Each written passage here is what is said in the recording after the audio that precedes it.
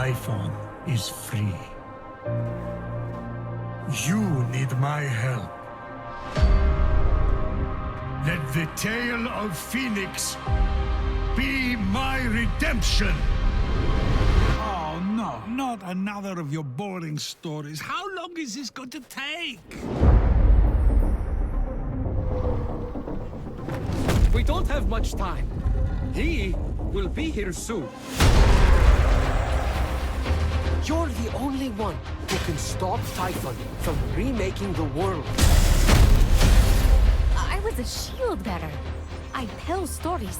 I'm not in stories. You're literally all we've got.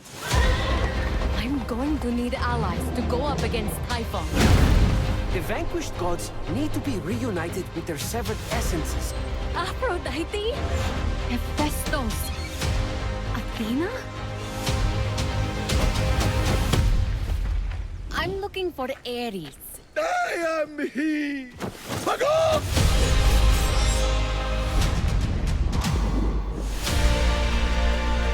That prophecy is yours.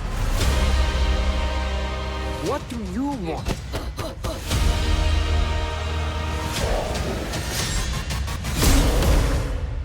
To be a hero. Now we're talking! You want this glory? Seize it! May the light of 1,000 forges guide your way. Typhon grows stronger by the hour. I swear to you that soldier shall be our salvation. Now it's up to me to prove it.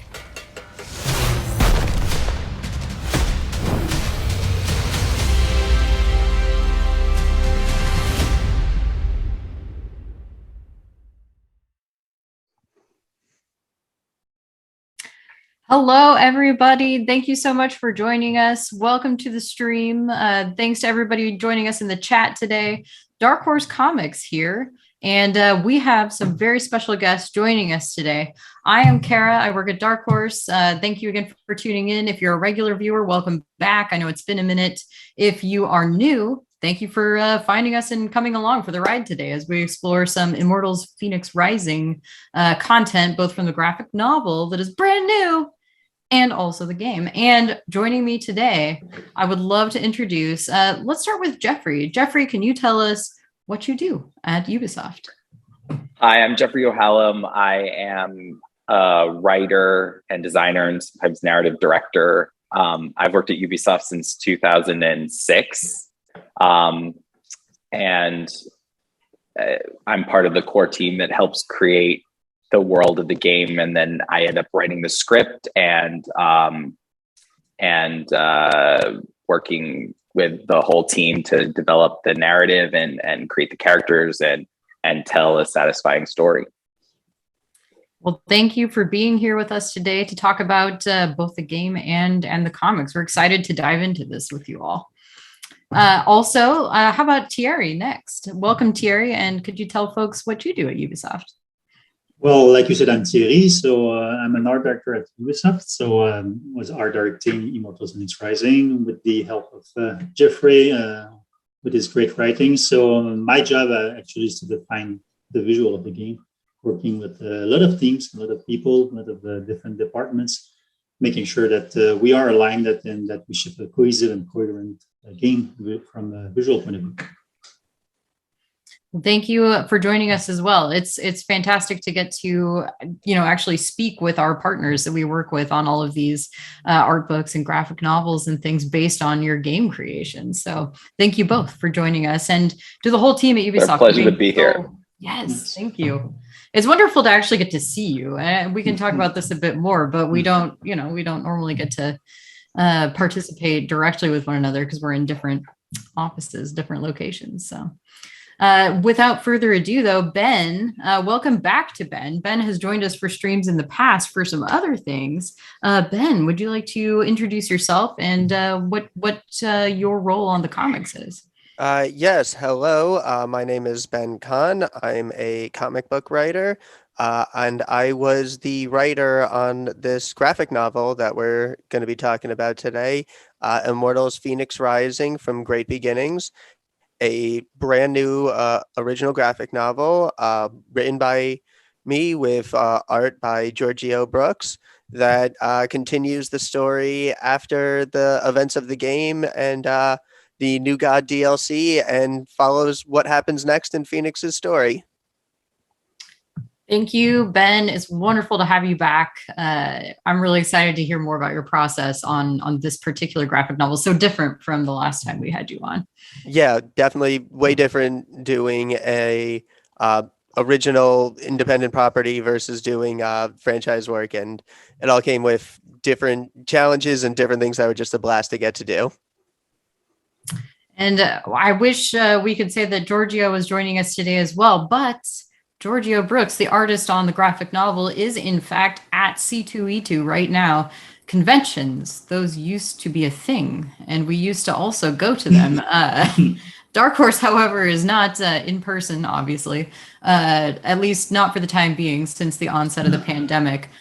We participate in things virtually, however we can. So you'll often see we have panels, virtual panels that are offered online for shows like San Diego and New York Comic-Con. But Georgeo is in fact in person at C2E2 right now in Chicago. So if you're going there this weekend, go say hi to Georgeo Brooks. He's got copies of this graphic novel there. I'm sure he'll sign them for you. He's at booth G13 in Artist Alley at C2E2. So go check him out. Say hi. Georgeo, we miss you. We wish you were here, but thank you for supporting the book in Chicago this weekend.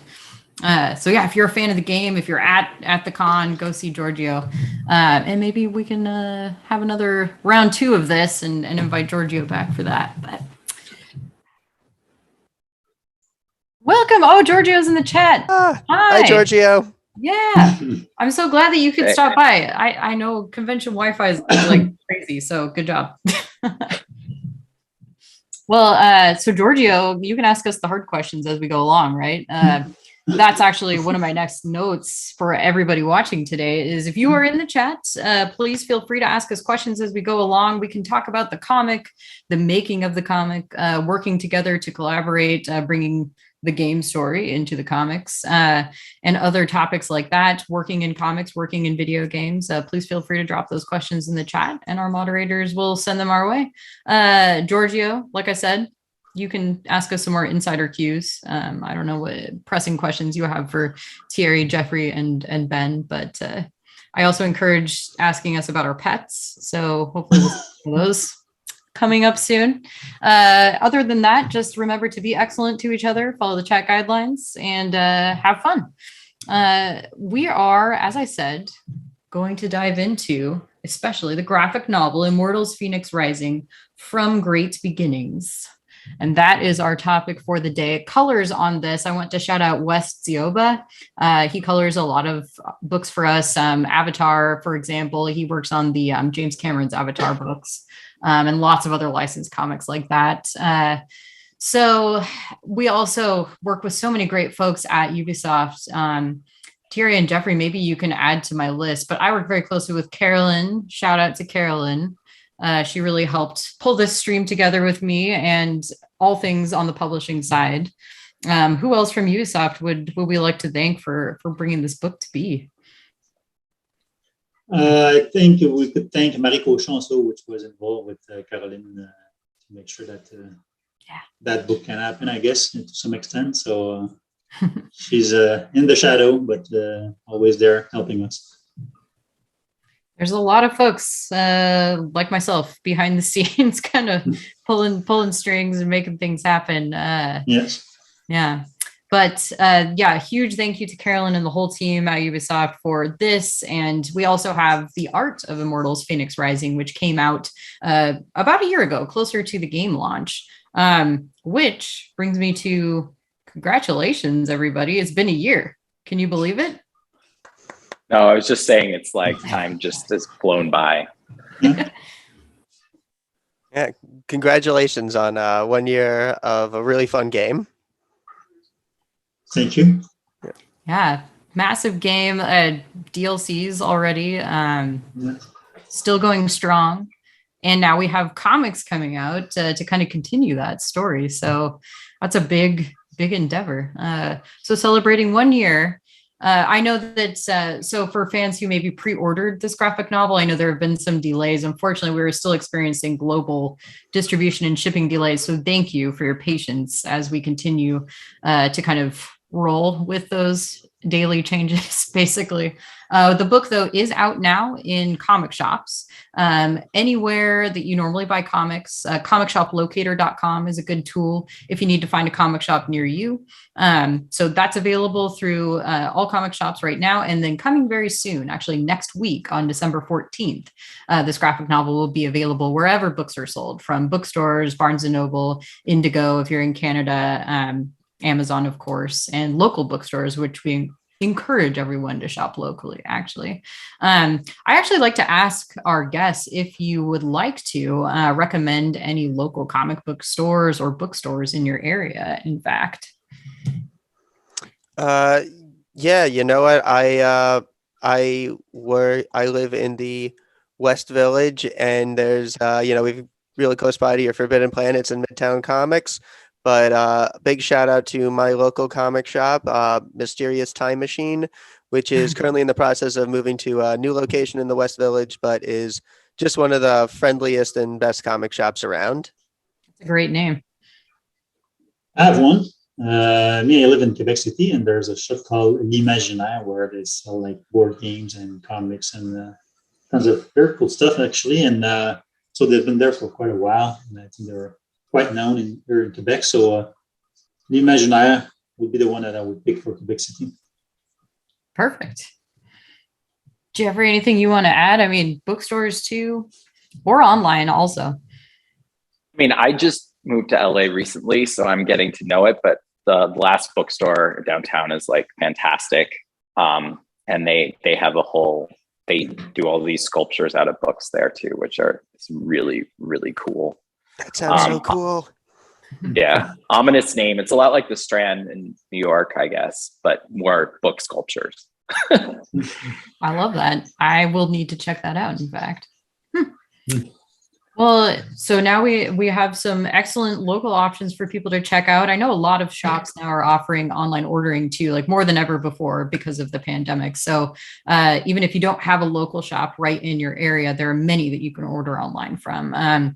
Things from Another World is one that we always shout out. Of course, you can order from their website, tfaw.com, if you need another option to get your comics.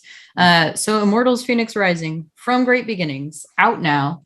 As we've kind of mentioned already, the graphic novel continues the story of the game. So first, I would love for Jeffrey and Thierry, if you could give folks just a quick version, a summary maybe, of what the game is all about. Well, Phoenix is a young soldier in the Greek army. She joined because her brother is this famous warrior, and she runs away from home to join the army, and they decide that she isn't very good at combat, so she becomes a shield bearer. And she's a great storyteller, but isn't allowed to fight, and so she's aching to show the army what she's made of. And then there's a terrible storm on their way home from a battle, and her ship is shipwrecked on this mysterious island, and she discovers that all the sailors with her and soldiers with her have been turned to stone. And so she sets out to try to reverse that curse, and meets all of the gods from her stories and realizes that they are all 100% real and they're in great danger. And so she sets out to help them and free them. And then over the course of that journey becomes the warrior that she always wanted to be. Excellent. It's almost like you wrote the game. Thank you. I mean, I'm sure that many folks who are with us today are well familiar with the game, but for those who are not, I think it's great to catch up and get kind of a summary. So likewise, Ben, would you tell folks kind of what the premise of the graphic novel is? Jeffrey, let me know. I do feel it's a little difficult to get into the plot without spoiling some of the twists you get at the end of the game. If it's all right to kind of go into that a little bit, just because of what happens at the end. So at the end of the game, you do learn some truths about Phoenix's parentage, namely that she is the daughter of Zeus and Thetis, a water nymph. And so the graphic novel really dives deeper into Phoenix's relationship with both her parents when a series of strange going-ons back in her hometown of Argus force her to go and investigate in a godly bit of mishaps and mayhem that ends up seeing her having to team up with both her mom and her dad to set things right again. And so we are going to show everyone today some peeks inside the graphic novel as we go along, including some of these key scenes. So Jeffrey and Thierry, we did kind of touch on what your roles overall are. Can you tell folks a little bit more about what you did specifically on this game, like what it was like working on this game to bring it to life? And then kind of how involved are you with these books that we collaborate on between Dark Horse and Ubisoft? So I can start, Jeffrey, if you don't mind. But you have to know that that adventure of making Immortals Fenyx Rising started for us at the very end of the Assassin's Creed Odyssey. So, which was set in Greece also. So we've, meaning that we've learned about the Greek mythology doing Assassin's Creed Odyssey, of course, and we just slightly touch it. And we've decided when we were given that occasion to create a new IP to continue on that Greek mythological path. So, but we wanted to do something very different from a visual point of view compared to an Assassin's Creed game. So this is why we decided to go out of our comfort zone and try something new and different.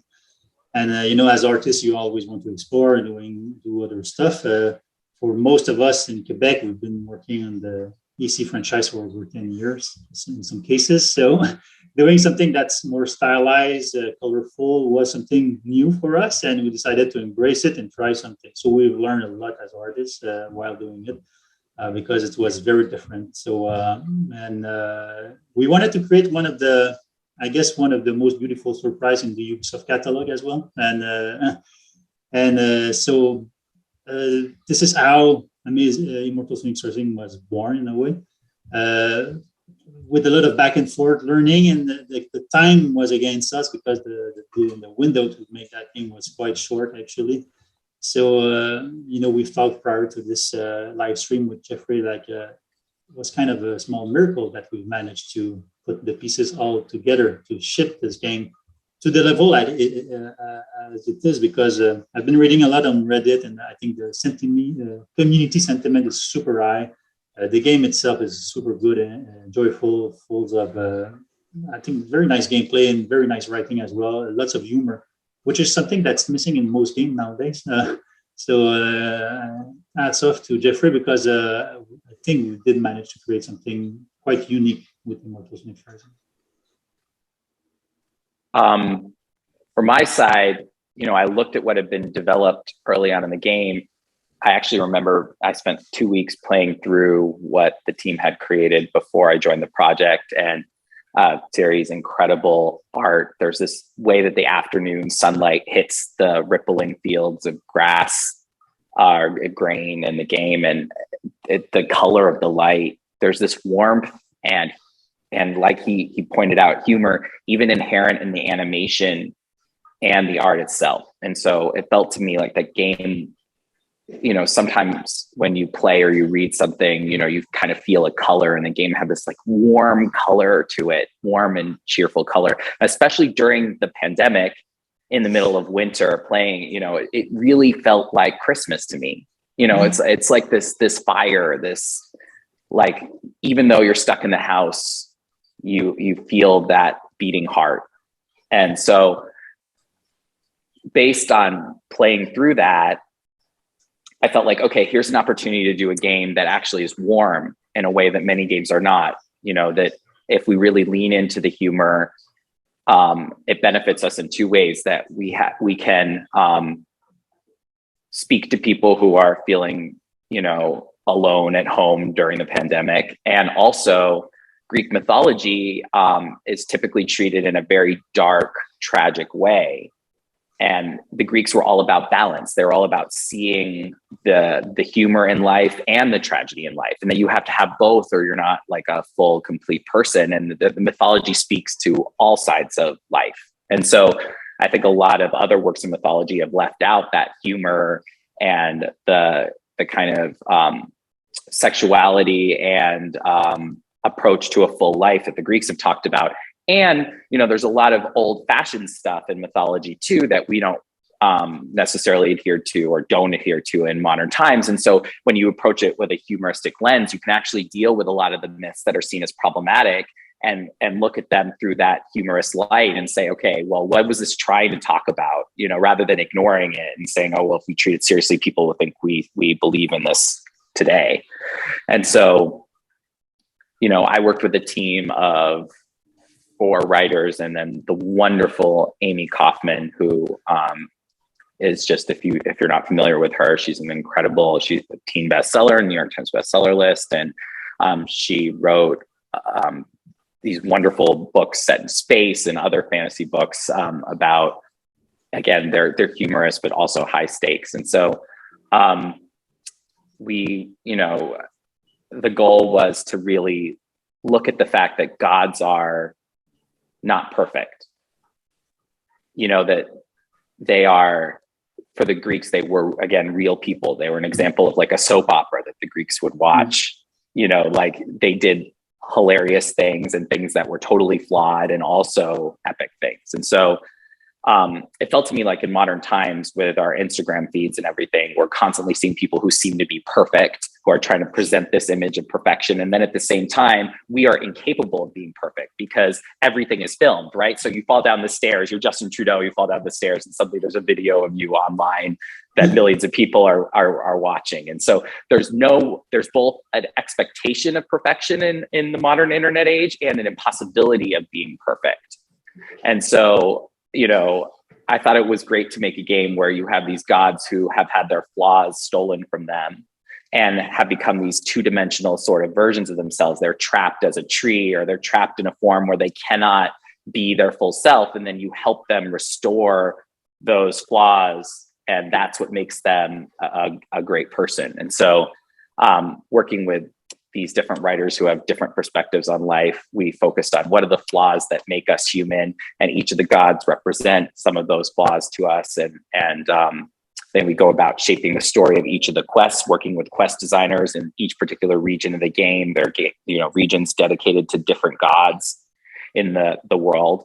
And so, thinking about the themes of each of those regions and specifically, honing the message, and then also being really true to myth. Like, for example, when Ben talks about Thetis and Zeus, that is actually a true story, in that there was a prophecy that Zeus would have a child with Thetis, and that child would end up being this great usurper of the gods. And so all of that is accurate. So that's the fun of it too, that you're taking existing myths and you're working within the structure of them. So the goal is that if you play the game, you can actually learn all about the myths as they were written by the Greeks, in addition to this new myth, which in the context of the game, the story is a lost poem from Greek mythology. There's this thing called Titanomachia. It's this epic poem about the battle of the Titans, and it's been lost. So no one knows the content of that poem. And so the idea is that this story is that lost poem and fits into the Greek canon. So I guess to summarize, the goal is to create this unified vision narratively of the game and communicate Greek mythology with a modern lens, something that's refreshing and that, again, brought escapism and also an ability to look at our own lives while we were trapped inside during the pandemic. Yeah. As a big Greek mythology nerd growing up, like you mentioned that real prophecy of involving Zeus and Thetis.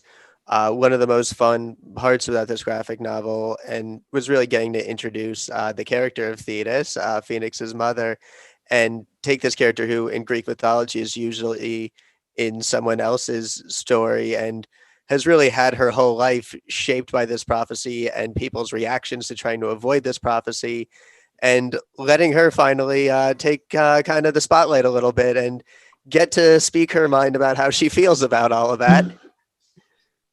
Because Zeus is not the best of partners in the best of times when there isn't a prophecy prophesizing his doom. Georgeo says, hearing about the myths after solving a puzzle was very satisfying for me in the game. Yeah. I like that too. From what I have played, I enjoyed that as well. I think that's a really interesting point that you bring up too, Jeffrey, about humor and how it can be used to kind of talk about and bring up these subjects that are maybe sort of old fashioned now, or, you know, we have to be careful how we treat them. And also, you mentioned, you know, humor isn't maybe as common in video games anymore. I feel people have become that way about comics a lot too. Everything is very serious, and it must be exactly the way that people are used to having it, especially for like a long running series. But it's okay to have fun with these forms of media too, I think. And it's good to remember that these things can be more lighthearted and enjoyable. And can you talk a little bit more too about, I've seen a lot of folks saying how this game helped them get through kind of a difficult, maybe isolated pandemic time. I think that, I mean, at the heart of this, it's funny that, but it's funny you're talking about humor too, because I think that if you balance it correctly, humor can lay the groundwork for something really cutting. And so like in the game, this is an examination of a father who really let his children down, which is a very serious flaw and a very serious subject. And so when Zeus kind of comes to grips with that failure, I think it's very touching and sad. And I think it speaks to a lot of us because we all had parents that haven't lived up to our expectations. And so I think also that message that you can forgive them and that they can have a second chance is really important too. And that the pandemic really was a moment for me anyway. And I think for a lot of people of looking at our life from the outside, where we were pulled out of it, right? Into this space where we're alone with ourselves, just ripped out of our life. And then we're looking at it and we're looking at all this media at the same time, which is kind of causing us to examine our own life. And so I just wanted people to have a moment where when the pandemic ended, maybe they would have a reconciliation with their family at a level that they had not had in a long time. That is extreme. That makes me love this game even more, actually. Yeah.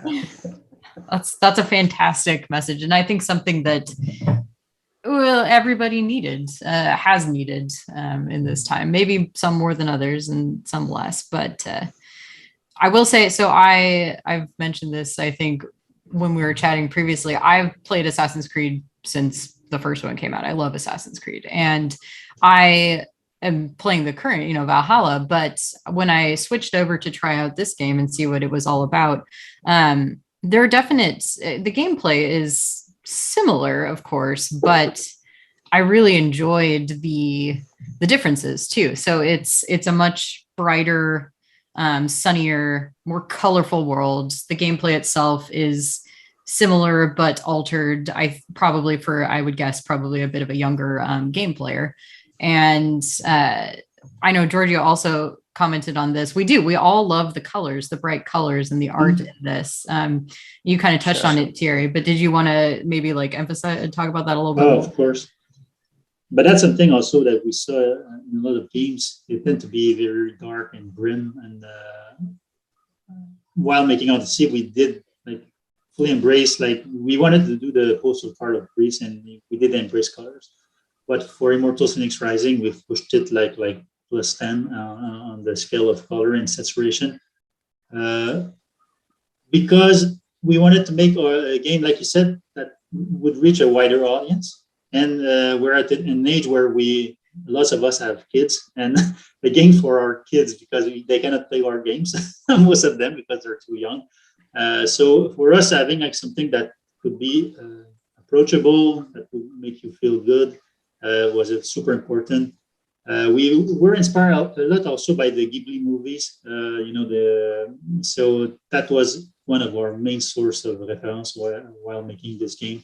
So though they're very bright blue sky, those giant white clouds, and we did embrace also emptiness, like open areas. We didn't want to clutter the world with tons of noisy props or assets that would make the image hard to read. We've designed the world like a theme park with strong thematization, like Jeffrey was mentioning. Every zone was strongly thematized with the god that was living in. So it gave like a very distinct look and feel for each of those regions. We played with size, shapes. Everything was overscale, oversized, and that was done with the intention of creating something that was fantastic, deeply rooted in mythology, but also fully embracing colors, because that's what we wanted to do, trying to, based on our Miyazaki reference and our own artistic taste, then it evolved and it became its own thing throughout times. The way we work with our group of artists is we give a lot of leeways, freedom, so to explore and so they could express themselves also.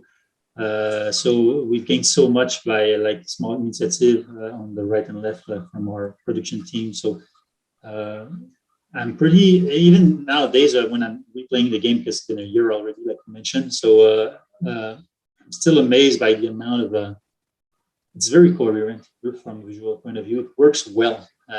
So I think we reach a very nice balance between like graphical, gameplay, narrative. I think everything like in the end like just fit it super well together, and that's amazing. I think I rarely see that while making video games, to see something that's so cohesive, and for some reason it happened. So I guess it's because we were surrounded with talent, but I'm extremely proud of this game. And I'm proud to see that now there's a comic on it. Yeah. This is like a nice bonuses for us to see that other artists and creators are using our content to create new content. So this is like unexpected, to be honest, and we're super grateful to see this happening right now. Definitely want to give a lot of credit to Wes for capturing the unique color scheme and the vibrancy and the energy of the game. Mm-hmm. Yes, absolutely. Yeah. Also, for what it's worth, I think your efforts clearly resonate with the fans and the players. We have a comment from chat. I love this game. I have ADHD, so I often will get a new game and move on to something else fairly quickly. But this game has me coming back to it all the time. So, well done. I also love the puzzle element of it personally. I grew up, like when I was a kid, especially, I think that was kind of my intro to video games. I played a lot of adventure and puzzle games, and I still love that mechanic. And so having that sort of open world, running around, exploring and doing things combined with solving puzzles, which then kind of unlock more of that mythology for you. I think that was very clever. Well done. So those puzzles makes you feel smart.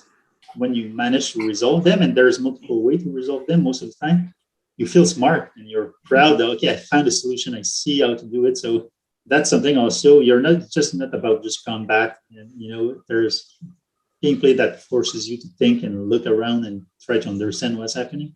So I think that's the one of the appeal of the game. One of my favorite parts of playing the game is just getting to glide over this like beautiful island and just flying through. Like I loved Banjo-Kazooie as a kid, so getting like the flying and the gliding from that like just kind of reminded me of that. And honestly, as much as I love the combat, just this beautiful island and just getting to soar over it. Again, you talk about this game just being like a nice world to escape to during like the pandemic and all that.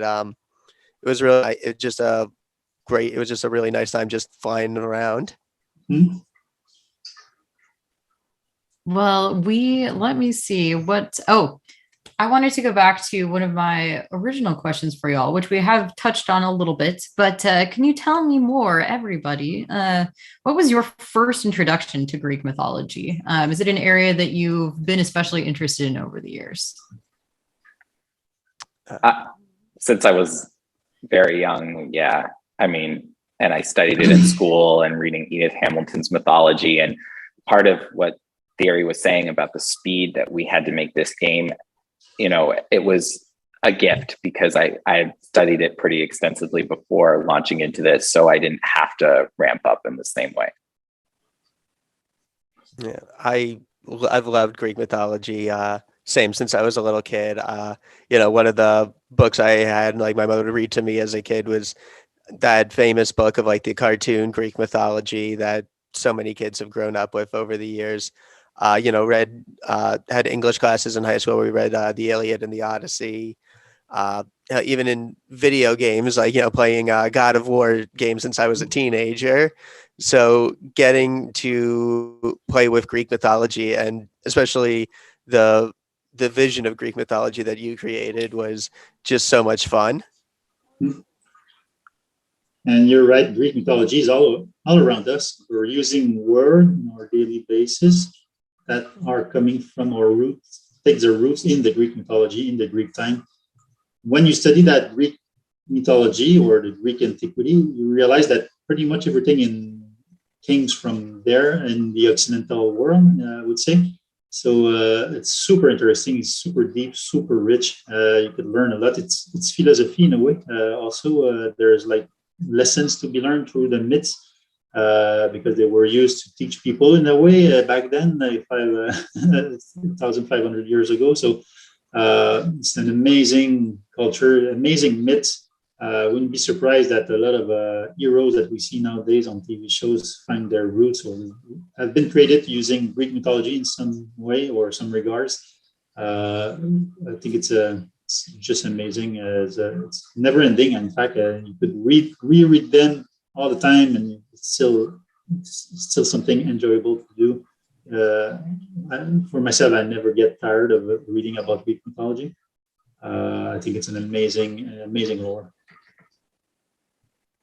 It's been very popular again lately. You know, these things kind of trend somewhat. We've had Norse mythology be very popular, and it still is, of course. Assassin's Creed Valhalla being a good example, but I'm also seeing such a huge upsurge in Greek mythology interest again, too, probably thanks to games like this and Hades, I think. It's just interesting to me how it goes in those cycles. Hades was a great game. Yeah. Games influencing each other. You know, you talked about do something different with Greek mythology after Assassin's Creed.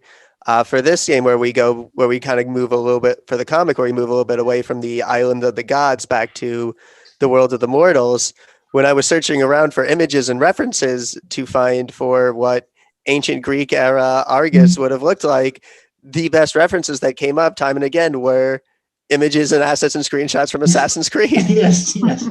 So all that found its way back in the project. We'll find our way in the history book now with Assassin's Creed Odyssey.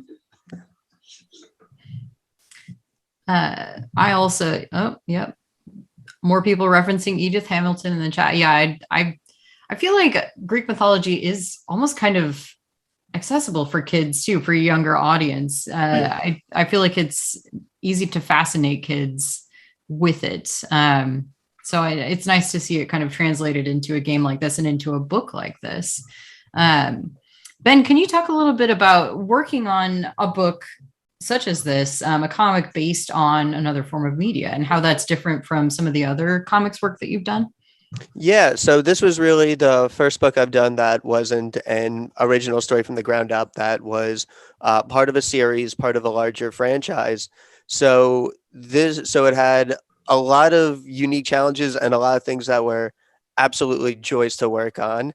So right off the bat this was a matter of, I need to figure out what the tone of this is. It's no, the tone's there. I need to make sure I'm staying true to it and staying true to the voice of these characters. So again, it was studying the script closely, trying to pick up on mannerisms, the way these characters talked, their rhythms with each other, trying really hard to make sure that I was being true to the great story and characters that Jeffrey created for this video game. And then after that, there was just, some things that were made a little bit easier. Like, I don't have to spend a lot of time setting up all the characters and who Phoenix is. The reader's probably already played a whole video game starring her. Like, we can dive right in. And then there's, in original story, independent, comic that isn't adapting any other work, it can usually trying to make sure that everything is more serving the plot and the story, making sure that every character has like a very functional role versus something where like Phoenix Rising, where there's more games where a lot of people have favorite characters and characters they love, and just spending time with them, popping in, seeing what they're up to, and making sure that we get a chance to just spend some time with some of the readers' favorites from the game.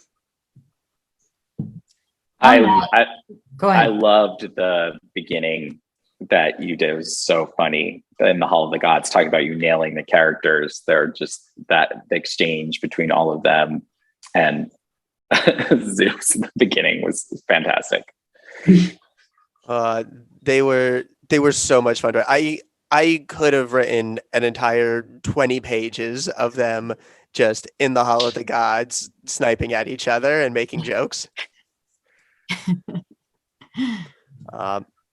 And yeah, no, I love that page of Zeus, because I think a big theme of the graphic novel is really kind of continuing that theme of the game of, Phoenix has that speech to Zeus where she talks about like you admitting that you made mistakes. That's the first step, and there's still 5 or 6 steps or maybe 12 steps. And this graphic novel is definitely showing some more of those steps. It's really about for Zeus, and also as we see later with Thetis, that a character who's, as we'll find, further along in her own journey of self-improvement. And a big theme of the book is showing that self-improvement isn't linear. It's not just a steady journey of keep getting better. It's that what happens when people backslide in their journeys and fall back into old mistakes, and really the work and the constant work that it takes to really truly be committed to self-improvement.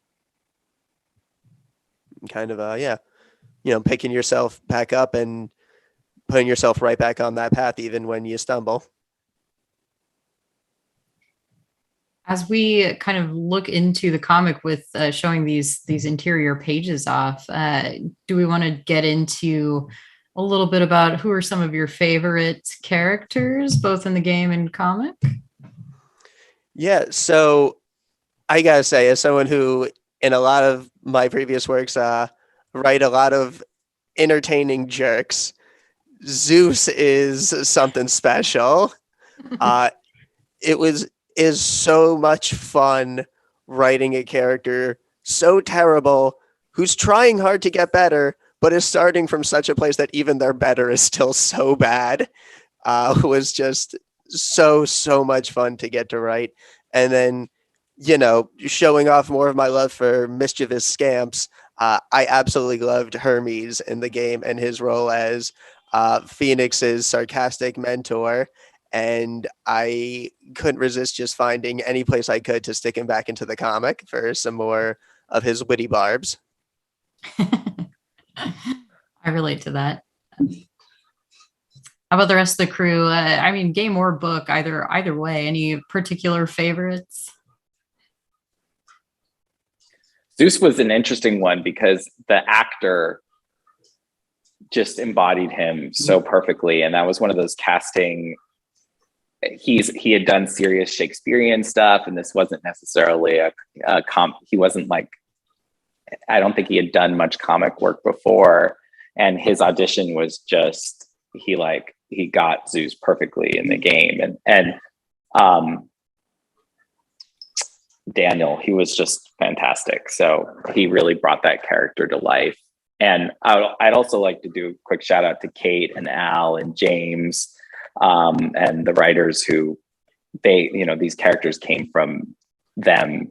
Each of the writers created one of those characters, and so it definitely gives you they have a whole personality and a whole life behind them because of that. The voice cast. Voice cast was incredible, especially for Zeus, and I also enjoy Prometheus a lot. For me, they were the star of the show. So just hearing them talking over the whole game was just so fun and full of surprise. You never know what to expect from them. Almost everything Ares said in the game made me laugh. Which is such a shame, because he's the one god that doesn't make an appearance in the comic. I saw someone online saying they were so excited to see Ares, and I just had this Homer Simpson disappears into the bush reaction. It was funny while in the chicken. But in the comic book, I think you've nailed. I love the relation between Zeus and Thetis. I think it's super great. I think that's for me the most interesting part. Their relation, how it evolves, and then how it concludes as well. So without spoiling too much the comic, I think you did a very nice job on those. Thank you so much. It was so interesting getting to write this couple that has clearly had a few thousand years of tumultuous on and off history, and getting to write these two gods that are just bringing so much baggage to every interaction they have, and are ready to just descend into full-on god fight at any moment. Was just a lot of fun to do. Another note from Georgeo: he loves drawing Zeus. He's a roller coaster of expressions. Indeed. Zeus never feels anything small. It was like anything Zeus feeling he's feeling it to a 10. Maybe even an 11, if you will. Mm-hmm. Well, and it's, again, in our modern world where everything is changing so quickly, I just think it's important. Like, Zeus represents that older generation that has a lot of outdated ideas, and is like the person at the Thanksgiving table that you're like, oh my God, what are you saying?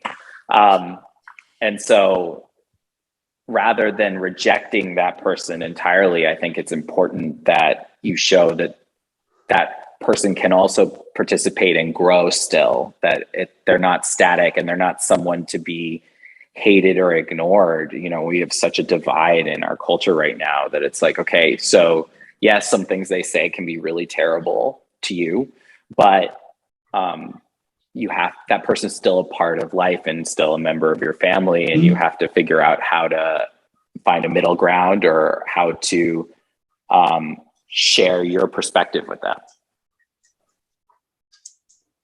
Very relevant right now.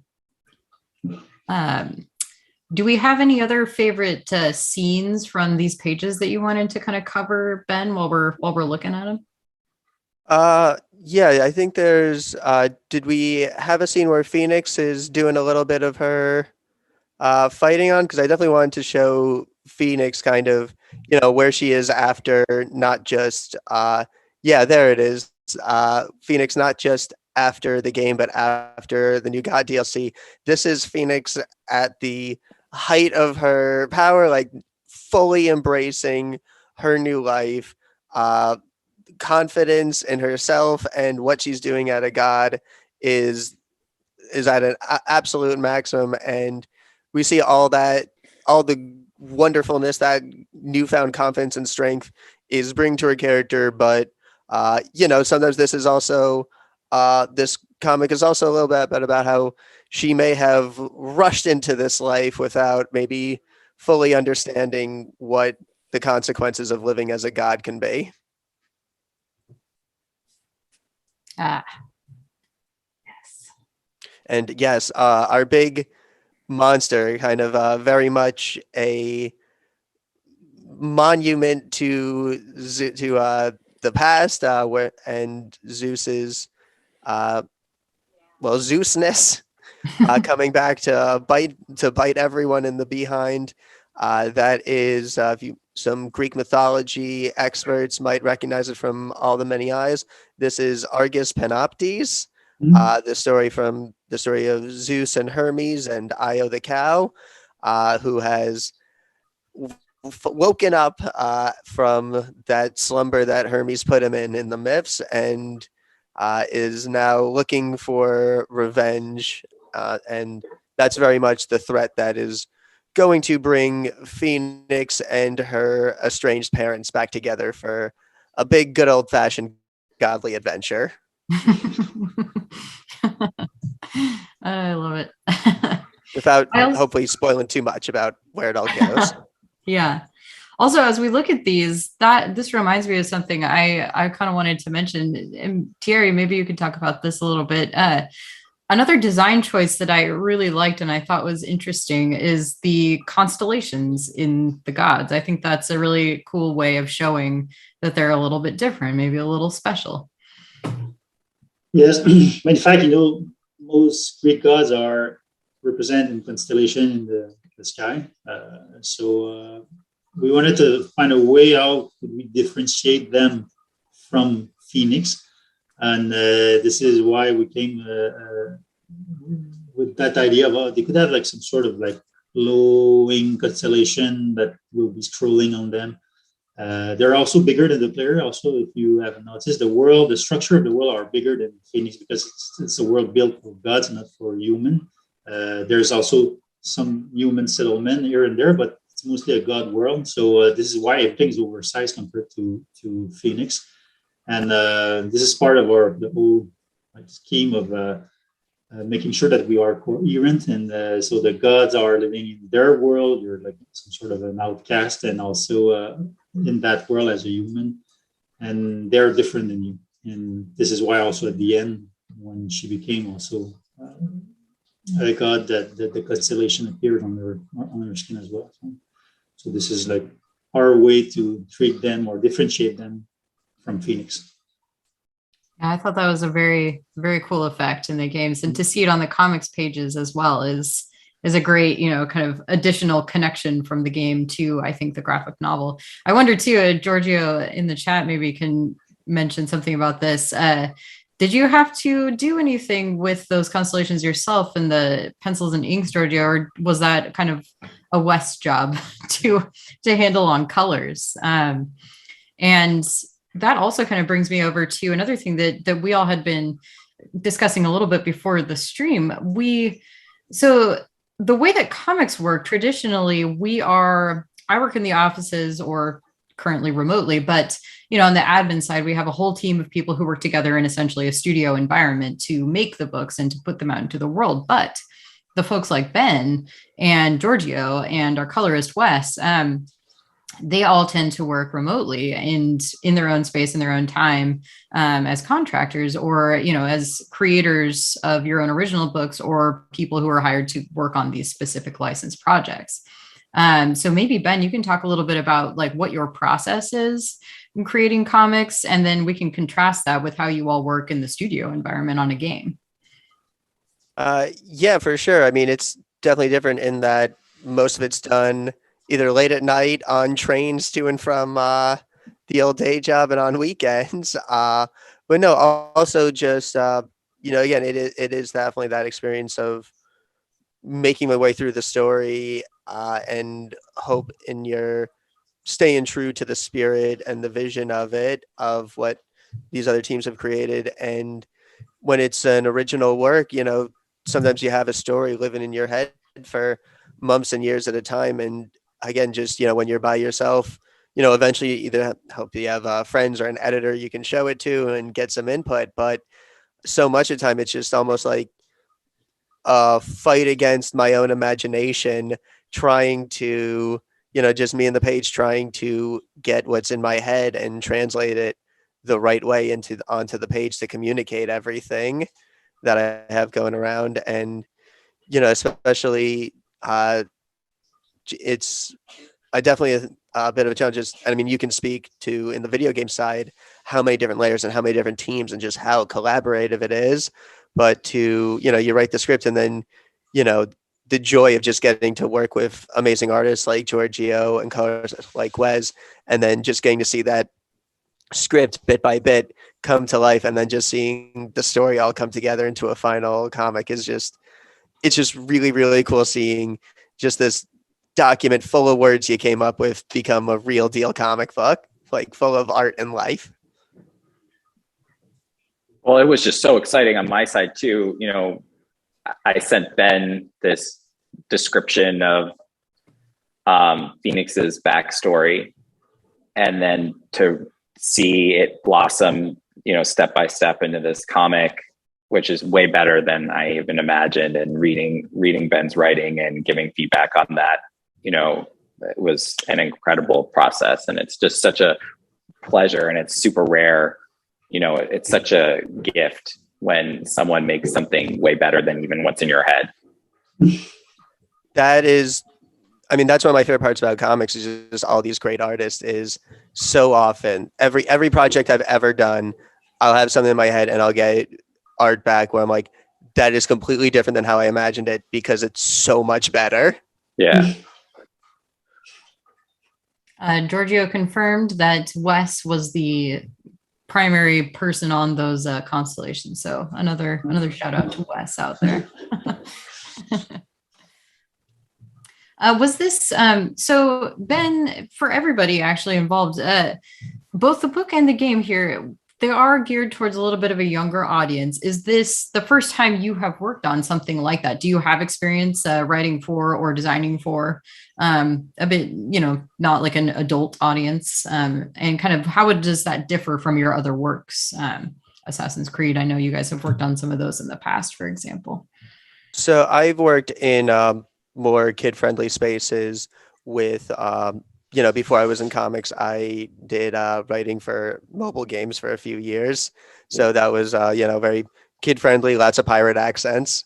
And then Immortals Fenyx Rising is the first really kid-friendly book I've had come out, though I've written a couple scripts beforehand, though those have yet to be released. So which is good because before this, the most kid-friendly comic I had on my convention table was about a necromancer. But no, so, aside from just, okay, yeah, obviously can't swear or, let's make sure we're fighting hologram monsters instead of monsters with blood and guts. I really didn't find it too different. I mean, whether it's an audience that's more adult or more kids, I just have, I think it's just about respecting the reader, respecting them to being able to understand the characters and the story, and not letting, not feeling like not feeling like you need to hold the audience's hand more than you would for an adult or for a mature book, because kids are smart. They're going to get this stuff. Like, they're going to be able to pick it up, and just, if you just give them material that treats them with the respect they're owed. 100% that. If you ever talk down to your audience, you're dead. I mean, that's just, it's not the way to write it. The best kids books are written for adults, like Roald Dahl's books, Harry Potter, The Hunger Games. None of those writers were thinking, oh, how am I going to dumb this down or make this more kid friendly? Kids understand all of this stuff. They are just like an adult audience, and it's the same process. Totally. I mean, and I worked on a kid's game before this, my Child of Light shirt, actually, which I co-created and wrote. And again, I treat the audience as if they're adults, because they are. Yeah, I think about the cartoons that meant the most to me as a kid, and it was always the ones that, like Batman the Animated Series and Gargoyles. Gargoyle. Yeah, that didn't sugarcoat, that were like, hey kids, you deserve storytelling just as complicated and as engaging as anything that's ostensibly for adults. Oh, I love both of those cartoons. Good call. Now I want to talk about gargoyles. I think, I mean, you're absolutely right. Yeah, I also think that if you do kind of talk down to kids, they're probably the ones who are most likely to call you out on whether or not like your Greek mythology was entirely accurate, you know? Yeah. Like, they'll call you on that. Oh yeah. Especially now with how popular that is. Think you're gonna beat a 10-year-old Greek mythology kid. Like, they know this stuff better than you. that and dinosaur facts. Like, unless you're a trained paleontologist, don't argue with a 9-year-old about dinosaurs. You are going to lose. Even if you are like, I would just let them go, you know? Yeah. Like, yeah, you're right. Actually, that would be a very cool dinosaur. You know what? You're right. The ankylosaur is scientifically the coolest dinosaur. Correct. It's now a fact. Well, so we've kind of touched on the process of working on this in different areas. I know we also kind of talked about this just slightly before the stream while we were getting ready, but can you tell the folks at home, so this is kind of the first time that you've all been on a call together and like seeing each other. So is this kind of a fun and different experience for you? Absolutely. We all had a meeting early on, audio voice meeting, kind of planning out the story and discussing the graphic novel. But no, this has been a wonderful time getting to meet face to face. That's one nice thing, although I mentioned we're not doing in-person conventions and haven't for a while, and we are not working in the office, we're working from home. Still, these streams and just Zoom meetings, but especially these streams, and I hope this is true for you as well, the audience watching at home, this allows us to actually get to see and interact with one another. And we don't always get to do that, especially on the comic side. We often have folks who work on the same project, but are in very different places. I mean, Ben, you don't live in the same place as Georgeo or Wes. Is that correct? That is most definitely correct. Like, we are all in different cities, all in our little comics goblin caves. Yeah. And then we have, editors, Freddie on this book, and some of the other folks that I work very closely with. We're all based in and around the Portland area. So it's probably kind of rare for you to get to see your editor in person, I would guess. Yeah, definitely. Honestly, it was usually just during conventions back when those were things. Mm-hmm. Mm-hmm. And that's probably pretty different from your normal experience, I would imagine, Jeffrey and Thierry. So you're usually in a studio, but right now you're all working from home still. Is that correct? Yeah, it's hybrid now. It's hybrid, yeah, exactly. Mm-hmm. Jeffrey's in LA, and I'm in Quebec, and we start to see something that tends to go back to normal, even though now at Ubisoft they allow the hybrid working way. So some people will stay home, some people will be back at the office. Mm-hmm. But I can say that it's a big challenge because there are so many interconnection making video games that if you can't have those across the office discussion, often you're missing things. And it's taking way longer because you can miss discussion. We're booking meetings all the time just to talk to each other. So that's I don't know, we'll have to face or find solution to work in a better way. But sometimes I'm missing that fact that we could be all in the same room and just chat about the games and what needs to be done, because games are living and you need to react to the state of the game and change things to make sure that it's fun to play. And doing it all at home, it's definitely a big challenge for us, I guess. Mm-hmm. Yeah, both the video game and comic mediums are very collaborative, so it can be kind of difficult. I, for example, have about 4 million emails in any given day now, which there were a lot before, but I think there's more now. More Zooms, more Google Chats, things like that. As we attempt to continue to collaborate. And by the way, Jeffrey and Ben, something to keep in mind, somebody would like to know, when are we getting a Child of Light graphic novel? Something to think about. Yeah. Not a bad idea. I'm gonna ignore that question and just there was a wonderful children's book though that we did for Child of Light, an illustrated story about I think it was a porcupine, but it's available digitally, I believe. But I do think that there are moments that it's great to be in the office and, like Thierry is saying, to kind of hash things out together. But then I think that the hybrid approach is actually really a gift, because I think that as an artist, like you said, Kara, it's so collaborative, and there are moments where someone gives feedback. Like I think there's a reason editors and writers are never in the same place. That you get your feedback from your editor if you're a novelist, and the first thing you want to do is throw the book at the wall and scream at them and say, you didn't understand this beautiful paragraph that I spent 10 hours writing, and you want to cut it. But because you can't do that when you're remote, you have to wait usually, unless you try to call them and then hopefully the editor pretends to not answer. Then you spend like a day, thinking about it. Then you're like, okay, well, yeah, maybe that paragraph was really indulgent.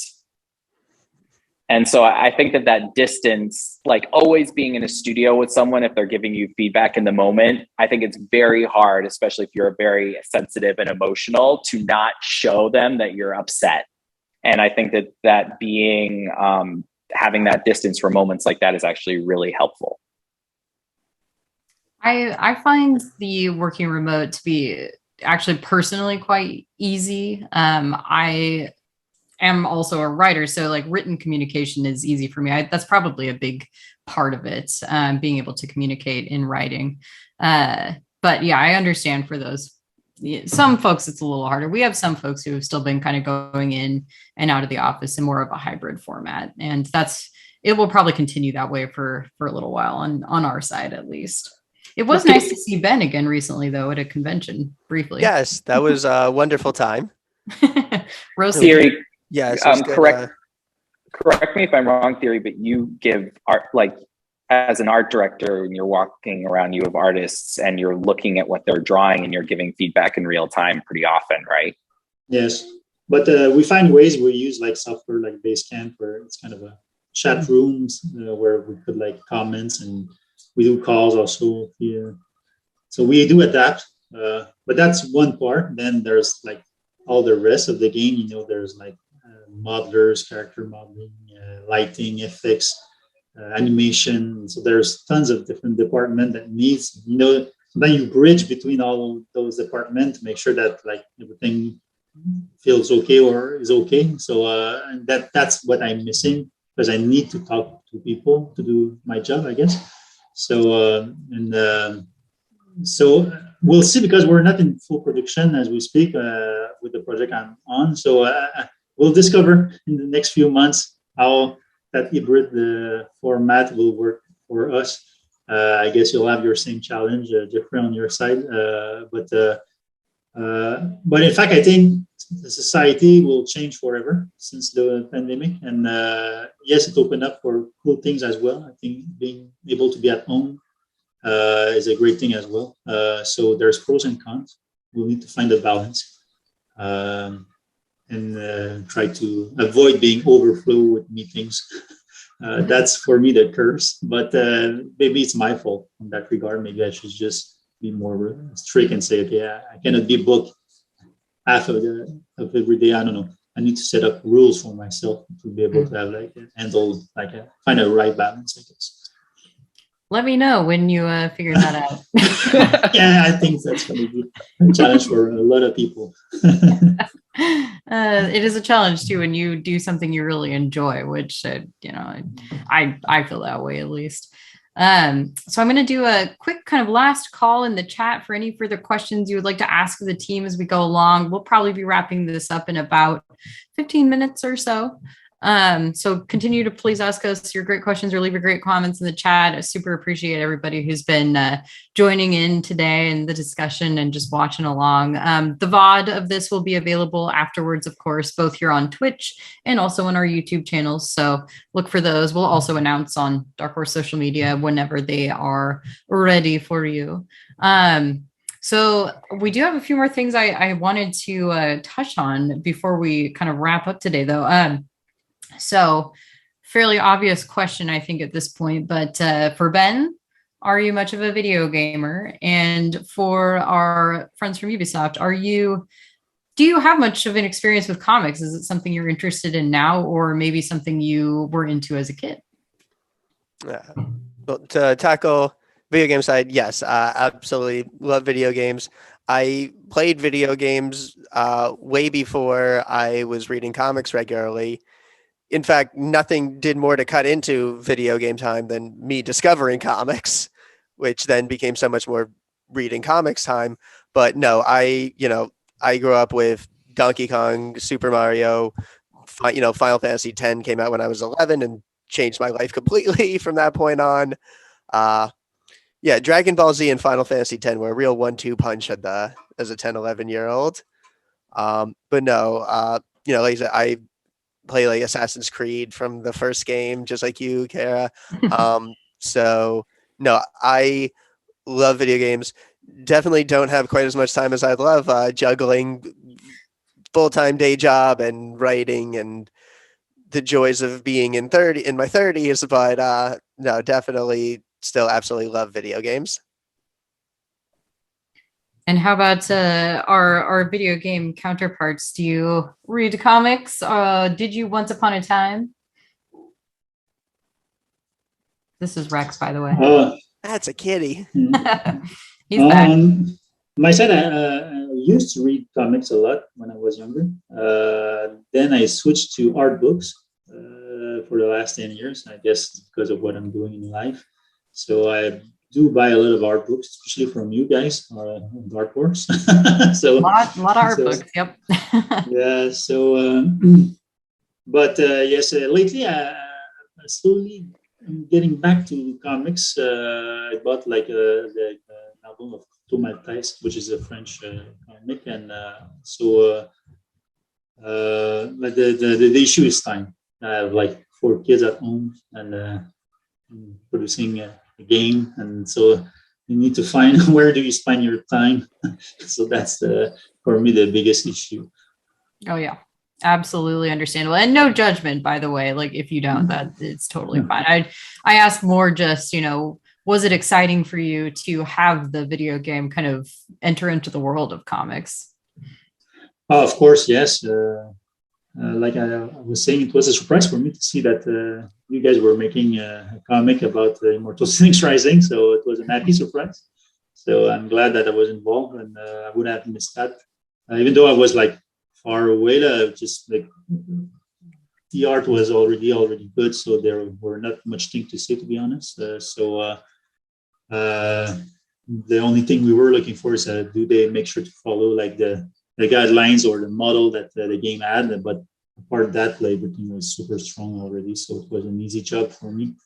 So I just felt privileged to be able to see the thing evolve. I didn't have much of a comics background. I grew up reading novels and playing games and watching movies, like very avid film watcher. And so it was only when I actually played this game that I love from Ubisoft called 13 that it made me look into comics, because that game used comic panels in the gameplay itself. Like when you did a headshot, it would create a 3-series comic panel. It was just so stylish, like way before its time. Gem. Yeah. Total gem 13. Ubisoft was just the most stylish, artistic, forward-thinking game company at that time. And that whole PS2 era will always be my personal golden age of gaming. And so that made me much more interested in comics and this idea that, visualizing, because I love the way that a novel puts you in almost like a trance-like world in your head. And so for me, the comic panels always felt like intruding on that until I started to see them as frames in film, the way that you can define visually what you're thinking of as a writer. And so I love Watchmen. I guess big graphic novels were my sort of segue, and every day to reading Calvin and Hobbes. I have every Calvin and Hobbes book and just obsessed, and The Far Side. But I know those are much more mainstream. Those absolutely count. Like if someone asked me what my favorite comic was, I would probably say Calvin and Hobbes. Like, sorry, Dark Horse. It's so funny though. You mentioned though, thinking about the panels like frames in a film reel, because that's exactly my writing process with comics, is that it first exists as like a cinematic film scene in my head rolling, and then I pick what I think is the most important frames and images to convey that mental film reel, and then that's what ends up in the comic script. That is I think that's a very good way to think about it, and partly why you're so good at what you do, Ben. I do what I can. So can you, I want to make sure that we touch on this because I think it's really relevant. The other graphic novel that you've done so far with Dark Horse, Renegade Rule, is about gaming. Do you want to tell folks a little bit about that? Yes, Renegade Rule is a esports action comedy about 4 best friends who are a pro gaming team who have, through luck and crazy wiles, won their way into the national tournament of the most popular VR shooter game, Renegade Rule. And they now have to compete their way to the finals and dealing with a slew of infighting, romantic distraction, and a bunch of world-class competition. Yeah, that's a great summary pitch. Well done. Thank you. Conventions are very good for really training you to get the pitch in a nice, concise bit. Yeah, yes, very true. Very true. So Renegade Rule came out earlier this last year, and that's when Ben joined us, as well as some of your collaborators on that book. Yes, this is co-written by Rachel Silverstein, art by Sam Beck, and letters by Jim Campbell. And it was a fantastic stream. You can watch that VOD actually now on either Twitch or YouTube as well. So yeah, it's great, as I said, to have you back, Ben. And it was a really fun look into that comic. So I do recommend going back and looking at that VOD if you can.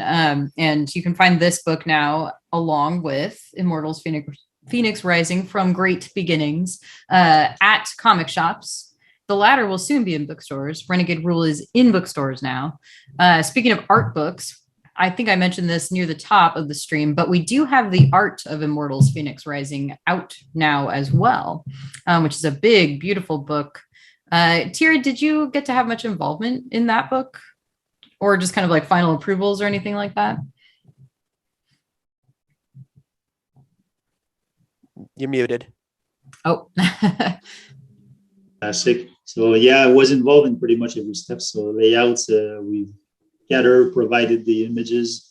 We provide text also, artist text. Some of text are from me, and for the whole layout, the structure of the book, we've worked with your guys as well, but was involved from A to Z.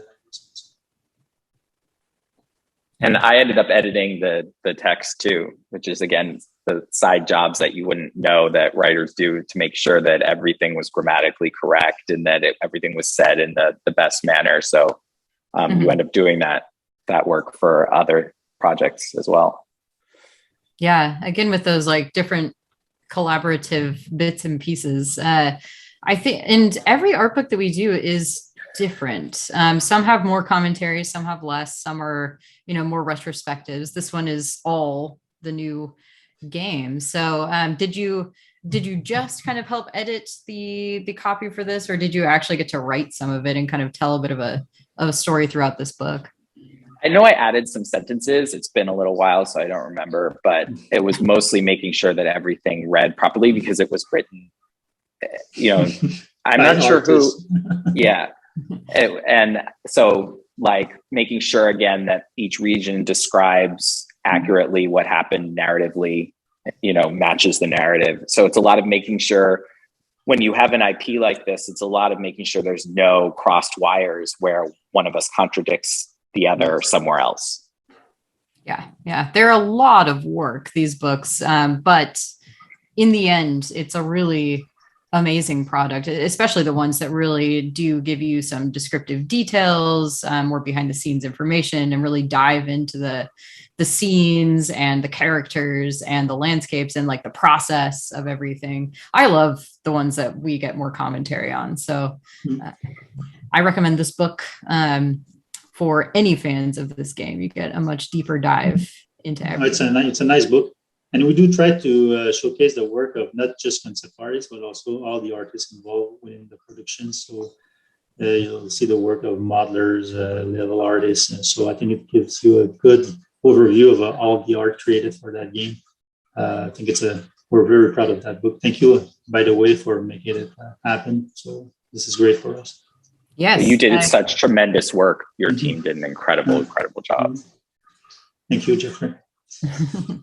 Well, I love that we get to have any part in highlighting all of the work that, the whole team behind the scenes does on these games. It's incredible.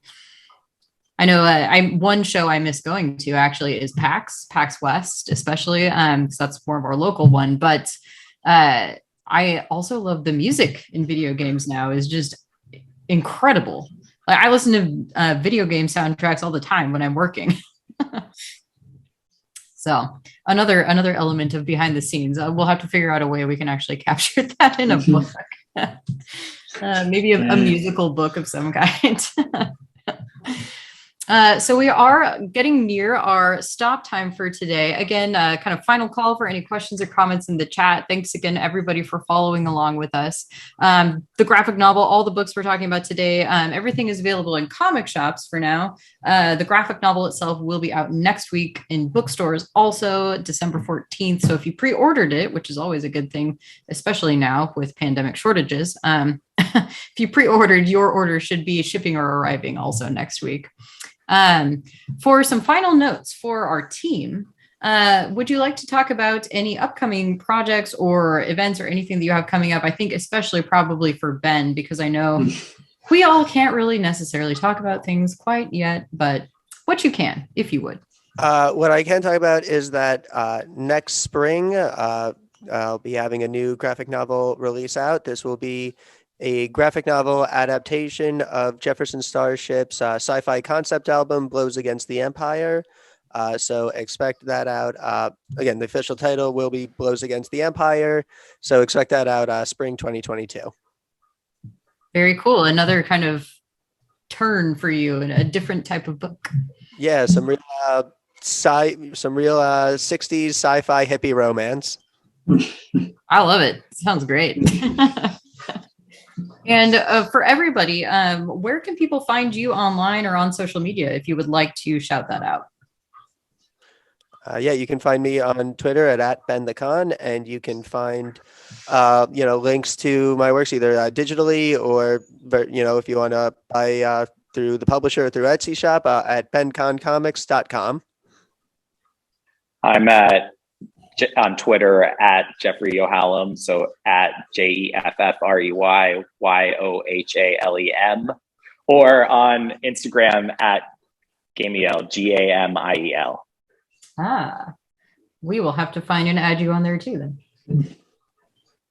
Well, I don't have a Twitter account, so I guess I'm living outside this world. So, but I do have an Instagram account, but it's mostly about sketches, and so it's not game-related art, but it's about personal art. So Thierry Dansereau /art, I guess. I can't remember even.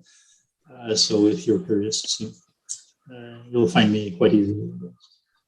Excellent. We are at Dark Horse Comics across everything, which is also on your screen. Hopefully that's easy enough. Rex, more importantly than me, actually does have an Instagram, but I don't. Mom is a little busy these days, so I haven't actually updated that in quite some time. But for the Rex fans out there, thank you again, everybody, for joining us. We are going to kind of wrap this up for today, but thank you so much, Jeffrey and Thierry and Ben, for joining us as guests to talk about this book today. Thank Thank you you so much for having us. Yeah, this was great. Thank you so much for having me back. Yes. Thank you, everybody, once again. Dark Horse Comics, we will have this available as a video on demand to watch afterwards here on Twitch, on YouTube. We'll blast it out so everybody knows where to find it. And stay tuned to Dark Horse and Ubisoft for lots more cool stuff coming up very soon. Yes. I will step back and say my farewell and turn it over to everybody else to say yours as well. And we'll see you next time. Bye, everyone.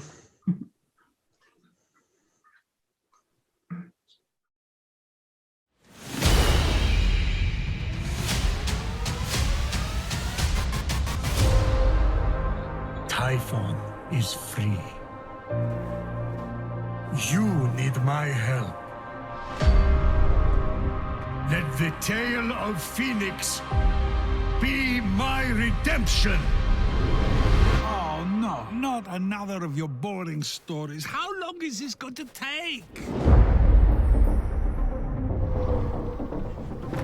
We don't have much time. He will be here soon. You're the only one who can stop Typhon from remaking the world.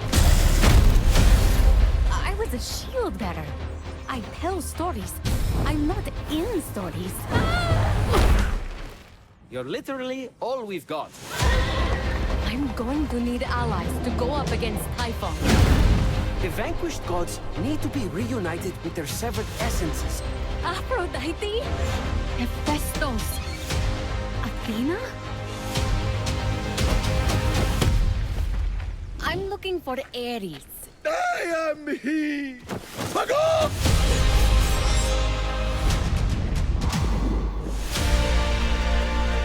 That prophecy is yours.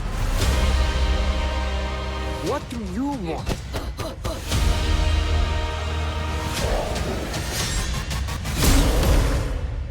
To be a hero. Now we're talking! You want this glory? Seize it! May the light of 1,000 forges guide your way. Typhon grows stronger by the hour. I swear to you that soldier shall be our salvation. Now it's up to me to prove it.